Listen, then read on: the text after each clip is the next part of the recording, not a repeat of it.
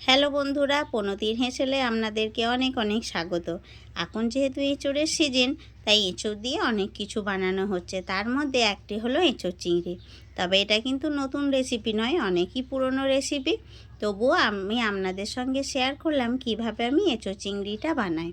তো প্রথমে এখানে আমি ডুমো ডুমো করে আলু আর এঁচোড় কেটে নিয়েছি, সেটা আমি হলুদ জলে ভিজিয়ে রেখেছিলাম, জল ঝরিয়ে নিয়েছি। এখানে চিংড়ি মাছ নিয়েছি খোসা ছাড়ানো, পেঁয়াজ, তেজপাতা, আদা, রসুন, কাশ্মীরি লঙ্কা আর কাঁচা লঙ্কার পেস্ট, ছোট ছোট কয়েকটি নিয়েছি টমেটো। এবার প্রথমে আমি একটু ভাজা মশলা করে নেব। ভাজা মশলার মধ্যে গোটা জিরে, ধনে, দারচিনি, লং, এলাচ। এবার তারপরে সর্ষের তেল দিলাম। সর্ষের তেল দেওয়ার পর এবার নুন হলুদ মাখানো চিংড়ি মাছগুলোকে ভেজে নেব। এখানে আমার 200 গ্রাম মতন চিংড়ি মাছ আছে, আর তার সঙ্গে 300 গ্রাম মতন এঁচোড়, আর আমি দুটো মতন ছোট সাইজের আলু দিয়েছি। আর ভাজা মশলার জন্য 1 চামচ জিরে, 1 চামচ দিয়েছিলাম গোটা ধনে, আর দুটো দারচিনি, 4টে লং, 4টে এলাচ। তারপরে এখানে আমি ওই তেলেই আমি এঁচোড় আর আলুগুলোকে ভালো করে লবণ হলুদ দিয়ে ভেজে নিলাম। ভেজে নেওয়ার পর ওই কড়াইয়ে তেলেতেই দিয়ে দিলাম সর্ষের তেল, শুকনো লঙ্কা, বড় এলাচ আর দুটো তেজপাতা।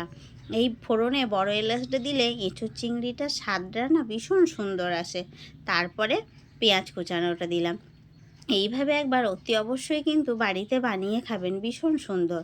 তারপরে একটু লবণ আর পেঁয়াজ ভাজার টাইমে আমি একটুখানি চিনি দিয়ে দিলাম। তারপরে এখানে কাশ্মীরি লঙ্কা, কাঁচা লঙ্কা, আদা রসুনের যে পেস্টটা বানিয়েছি সেইটা দিলাম। এখানে 4 চামচ মতন দিলাম, আর ছোট সাইজের একটা পেঁয়াজ দিয়েছিলাম। তারপরে লবণ আর হলুদ দিয়ে ভালো করে মশলাটাকে কষিয়ে নেব। ভালো করে মশলাটা কষানো হয়ে গেলে ওর মধ্যে আমি 5টা মতন ছোট সাইজের টমেটো নিয়েছি।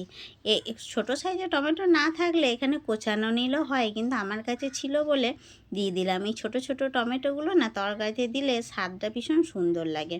তারপরে ভালো করে আমি কষিয়ে নিলাম 5 মিনিট দিয়ে কম আঁচে। ভালো করে কষানো হয়ে গেলে এবার পরিমাণ মতন কিন্তু গরম জলটা দিয়ে দিতে হবে। এখানে আমি হালকা গরম জল দিয়েছি, বেশি কিন্তু গরম নয়, হালকা গরম হয়েছিল। দিয়ে ঢাকা দিয়ে দিলাম। আর যেহেতু লবণ হলুদ সবই পরিমাণ মতন দেওয়া ছিল, মিষ্টি, সেই জন্য আর কিছু দিলাম না। দিয়ে দিলাম চিংড়ি মাছগুলো। চিংড়ি মাছগুলো দিয়ে যে ভাজা মশলাটা করেছিলাম সেটা আমি 2 চামচ মতন দিয়ে দিলাম, আর সাথে দিলাম ঘি।